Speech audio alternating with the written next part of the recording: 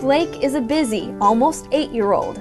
This is me and my brother. Even wearing a cast on each arm couldn't slow him down over the summer. My thumb broke first, it broke, and my arm. I was jumping on the trampoline with no sides and I fell off.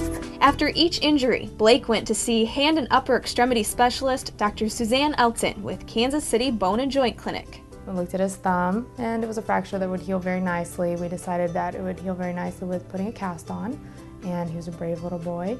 We went ahead and put a cast on, and he returned back to his activities very nicely, maybe a little too nicely, and he ended up going and having some fun on the trampoline.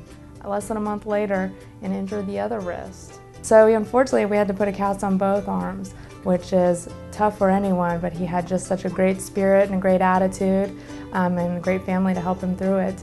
She took care of me. I had to get a new cast a couple times. Dr. Elton fitted Blake with waterproof casts so he could continue doing all of the activities he and his family wanted to. In the summer, he can even swim in those, so it makes the burden and inconvenience of having a cast a little easier to deal with. This is me with 2 casts on. Dr. Elton says she always makes sure to keep kids at ease when they come in with a painful injury. It's very important to actually talk to the children and let them know what I'm going to do so nothing surprises or scares them, and then give them as much input into their treatment as possible or as reasonable so they feel like they're more in control of the situation and not so scared by everything. Now Blake's thumb and wrist are healed. He is cast-free once again. Children are great to work with. They have the capacity to adapt to things a lot better than we adults do,